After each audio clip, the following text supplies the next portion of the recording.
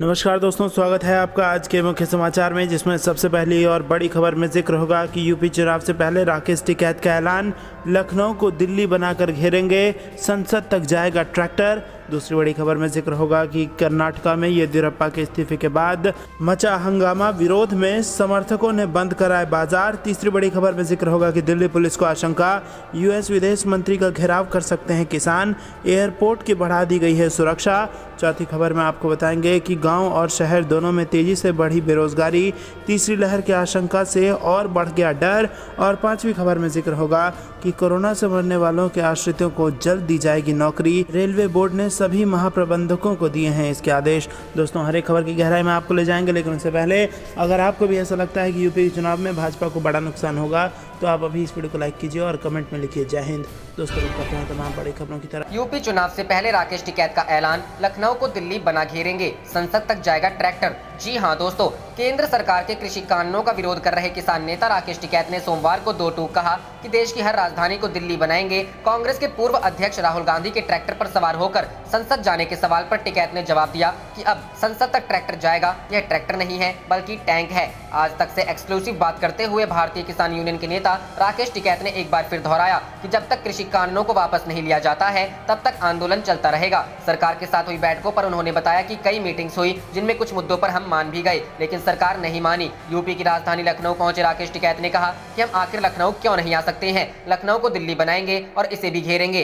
उन्होंने कहा, ट्रेनों को रोक कर रखा गया है, नहीं तो यहाँ भी आज भीड़ होती। किसान है और वे कुछ भी कर सकते हैं। देश की हर राजधानी को दिल्ली बनाएंगे। बीजेपी पर हमला बोलते हुए किसान नेता टिकैत ने कहा कि बीजेपी भी तीन तरह की है। एक बीजेपी मकान के अंदर कैद है, एक छीनी हुई है, तो तीसरी दूसरे लोगों को भर्ती कराने वाली है। इनके नेता खुद नहीं कुछ बोल सकते हैं। पिछले 8 महीनों से दिल्ली के बॉर्डर पर कई किसानों के साथ कृषि कानूनों की वापसी की मांग कर रहे टिकैत ने कहा कि किसानों की लड़ाई बीजेपी से नहीं है। उन्होंने कहा, हमारी लड़ाई बीजेपी से नहीं बल्कि मोदी सरकार से है। बीजेपी के बड़े नेताओं को हाउस अरेस्ट कर दिया गया है। वहीं किसान आंदोलन में लगे एसी के सवाल पर टिकैत ने कहा कि आखिर किसके घर पर एसी नहीं लगी है। हमने वहां पर प्रेस क्लब बना रखा है और वहीं पर एसी लगा था, जहां आराम करने के लिए लेट गए। उसी फोटो के बाद में सोशल मीडिया पर वायरल कर दिया गया। रुख करते हैं अगली खबर की तरफ। येदियुरप्पा के इस्तीफे के बाद कर्नाटक में हंगामा, विरोध में समर्थकों ने बंद कराए बाजार। जी हां दोस्तों, बीएस येदियुरप्पा के कर्नाटक के मुख्यमंत्री पद से इस्तीफा देने के तुरंत बाद शिवमोग्गा जिले में उनके गृहनगर शिकारीपुरम में उनके समर्थकों ने सोमवार को सभी दुकानों और व्यावसायिक प्रतिष्ठानों को बंद कर दिया।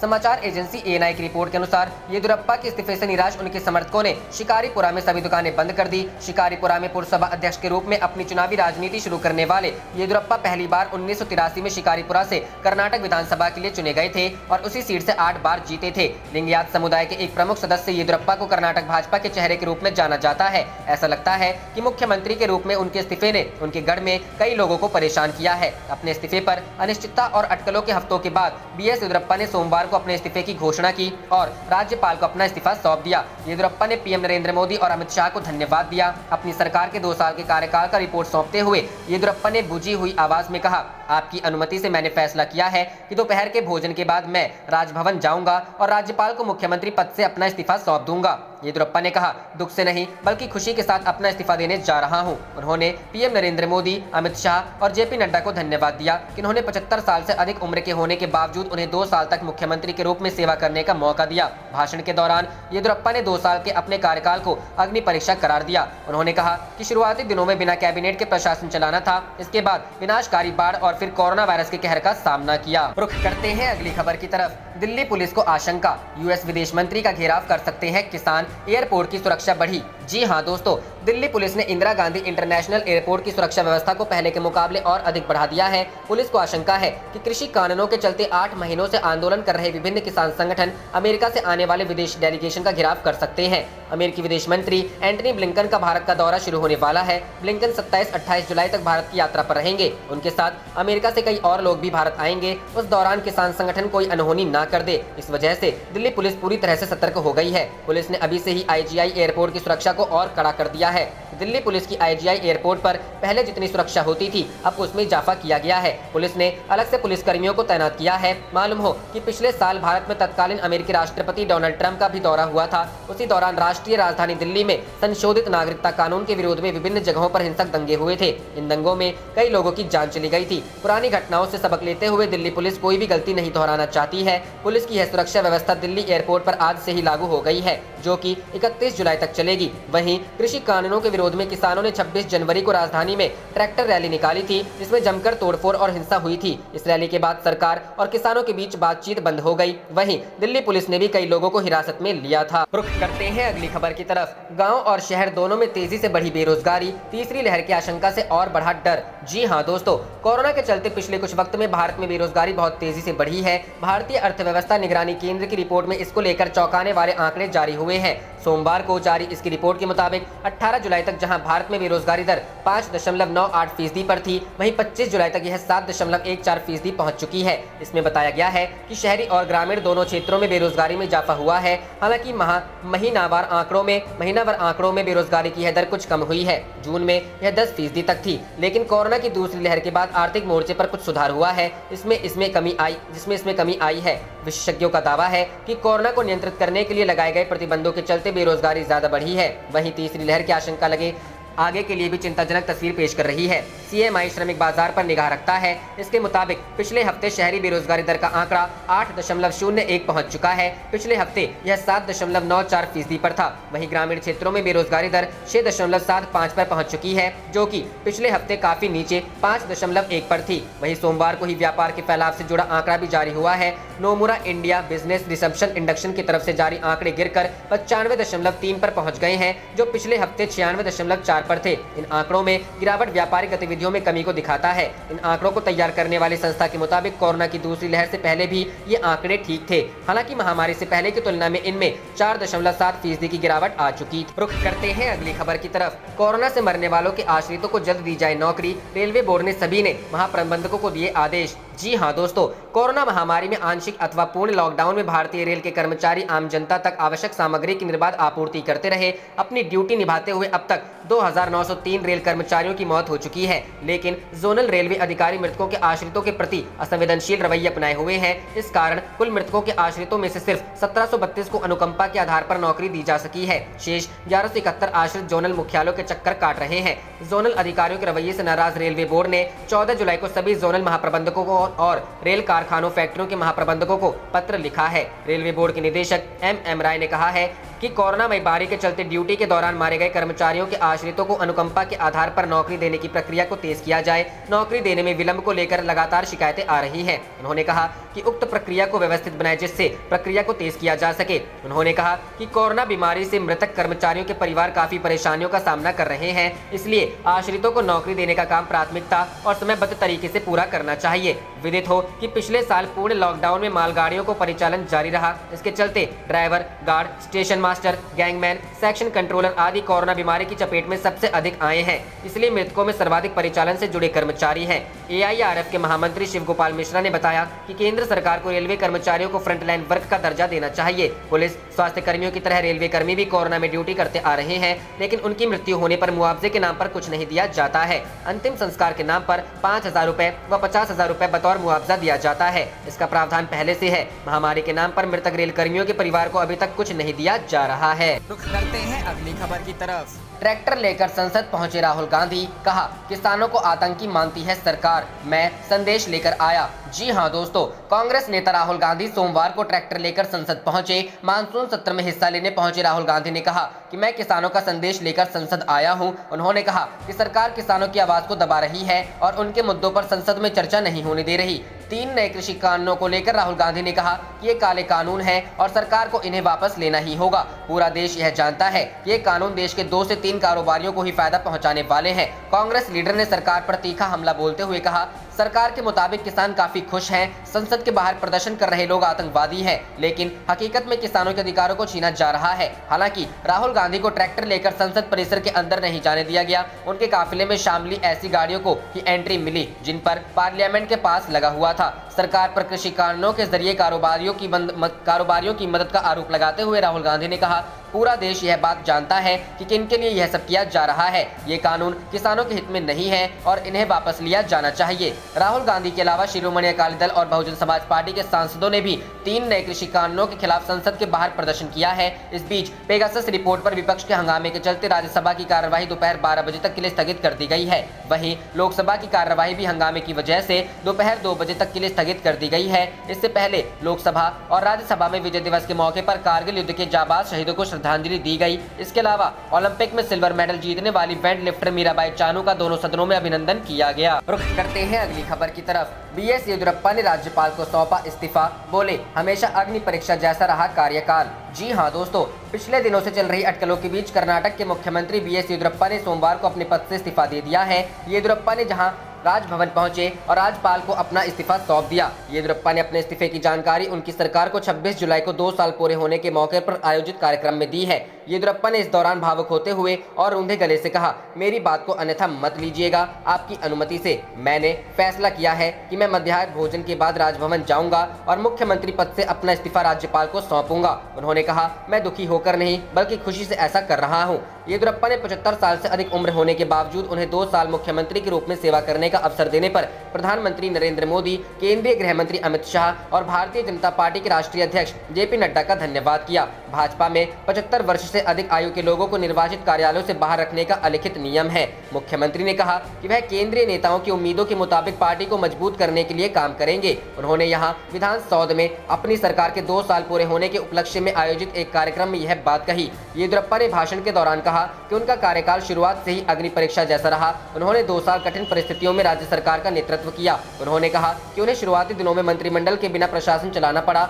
और इसके बाद राज्य को विनाशकारी बाढ़ और कोरोना वायरस समेत कई समस्याएं झेलनी पड़ी। बीएस येदियुरप्पा ऐसी संभावना जता चुके थे कि शायद 25 जुलाई को उनका मुख्यमंत्री के तौर पर आखिरी दिन होगा। उनका कहना था कि 25 जुलाई को केंद्रीय नेतृत्व उन्हें जो भी निर्देश देगा वह 26 जुलाई से उसी के अनुसार काम शुरू करेंगे। उनका यह भी कहना था कि प्रधानमंत्री नरेंद्र मोदी, गृह मंत्री अमित शाह और बीजेपी अध्यक्ष जेपी नड्डा पर उन्हें पूरा विश्वास है। आलाकमान जो भी निर्देश देगा उन्हें वह मंजूर होगा। इस बारे में शनिवार को उन्होंने कहा था कि मुख्यमंत्री पद की शपथ लेने के पहले दिन से ही उन्होंने कई चुनौतियों का सामना किया है, लेकिन वह लोगों के जीवन का बेहतर बनाने के लिए किए गए ईमानदारी के काम को लेकर संतुष्ट हैं। बीएस येदियुरप्पा ने रविवार को कहा था कि वो इस पद पर बने रहेंगे या नहीं कल तक पता चल जाएगा। साथ ही उन्होंने कहा कि वो अगले 10 से 15 साल तक भारतीय जनता पार्टी के लिए काम करते रहेंगे। येदियुरप्पा कर्नाटक के लिंगायत समुदाय से आते हैं। समुदाय में उनकी अच्छी पकड़ मानी जाती है। रुख करते हैं अगली खबर की तरफ। राकेश टिकैत बोले, ट्रैक्टर रैली गलत चीज नहीं, स्वतंत्रता दिवस पर दिल्ली में भी करेंगे। जी हाँ दोस्तों, तीनों कृषि कानूनों के खिलाफ पिछले कुछ महीने से किसान आंदोलन कर रहे हैं। इस बीच भारतीय किसान यूनियन के प्रवक्ता राकेश टिकैत ने हरियाणा के जिंद के किसानों की ओर से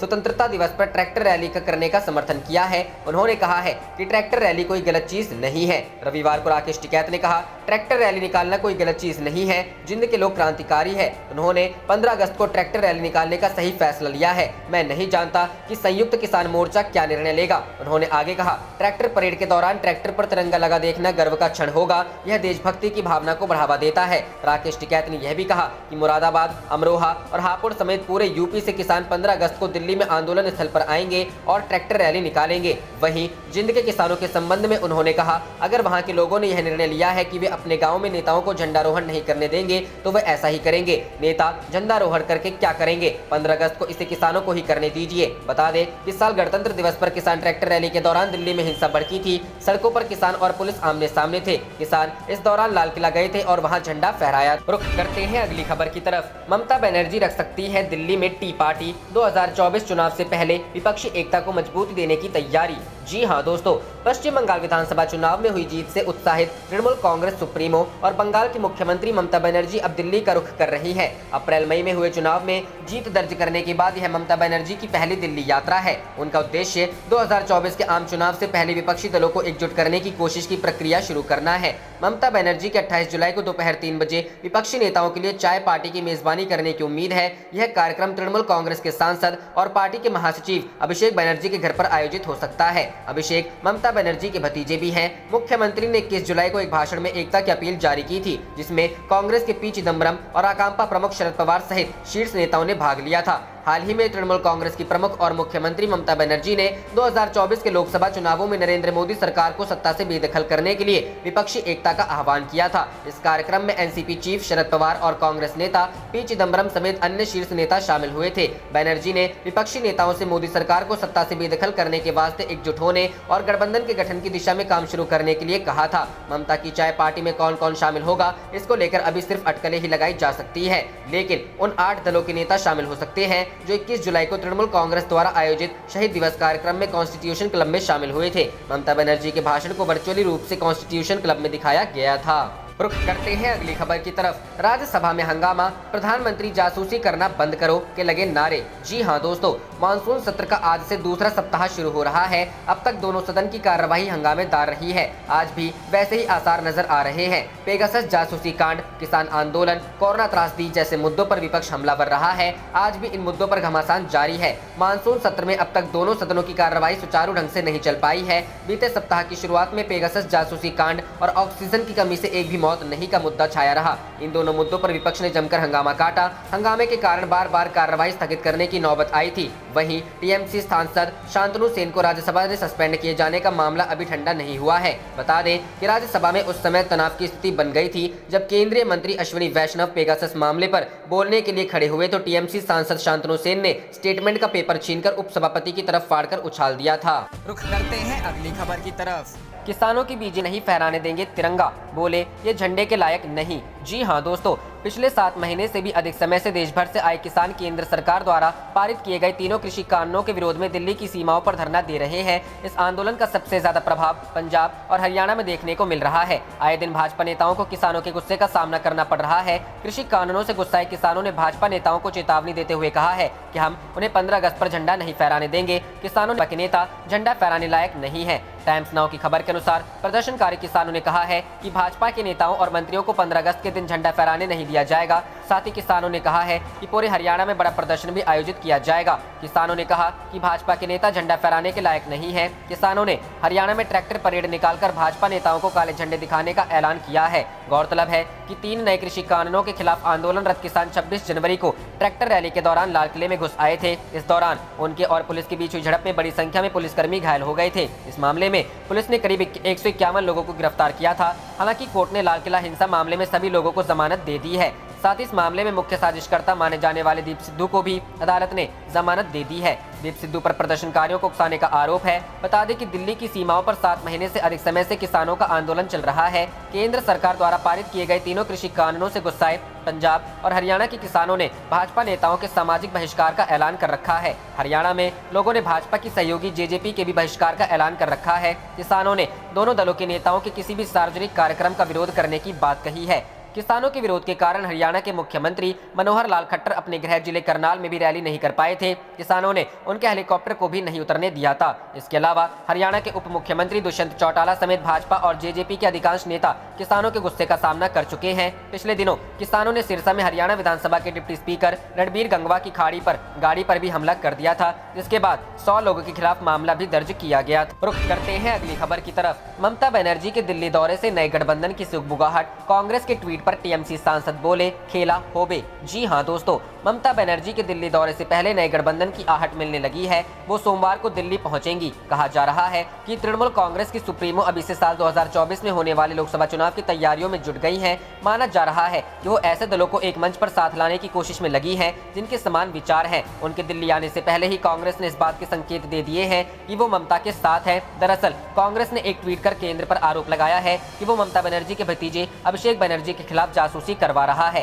कांग्रेस ने रविवार को ट्विटर पर लिखा कि पीएम मोदी एक कहावत को फॉलो कर रहे हैं, जिसके तहत ये कहा जाता है कि दोस्त और सहयोगी के अलावा ऐसे लोगों पर नजर रखो जो दुश्मन हो। कांग्रेस ने आरोप लगाया कि केंद्र द्वारा अभिषेक बनर्जी की कथित जासूसी की जा रही है। बता दें कि अभिषेक बनर्जी टीएमसी के अखिल भारतीय महासचिव भी हैं। कहा जा रहा है कि अभिषेक बनर्जी और उनके निजी सचिव की कथित तौर पर जासूसी की गई थी। उनका फोन टैप किया गया था। टीएमसी का मानना है कि बंगाल भाजपा के निशाने पर था। यही वजह है कि अभिषेक और चुनावी रणनीतिकार प्रशांत प्रशांत किशोर, जिन्होंने ममता बनर्जी की जीत की पटकथा में मदद की, दोनों की जासूसी की गई। कांग्रेस के इस ट्वीट को देखकर तृणमूल कांग्रेस के नेता डेरेक ओब्रायन भी बेहद खुश हो गए और उन्होंने इसे रीट्वीट करते हुए लिखा, खेला होबे। विधानसभा चुनाव में अपनी पार्टी की शानदार जीत से उत्साहित तृणमूल कांग्रेस की प्रमुख और मुख्यमंत्री ममता बनर्जी ने 2024 में लोकसभा चुनावों में नरेंद्र मोदी सरकार को सत्ता से बेदखल करने के लिए विपक्षी एकता का आह्वान किया है। पिछले दिनों पार्टी की शहीद दिवस रैली में उन्होंने अपना वार्षिक संबोधन हिंदी, अंग्रेजी और बंगाली में दिया था। इस दौरान बनर्जी ने विपक्षी नेताओं से मोदी सरकार को सत्ता से बेदखल करने के वास्ते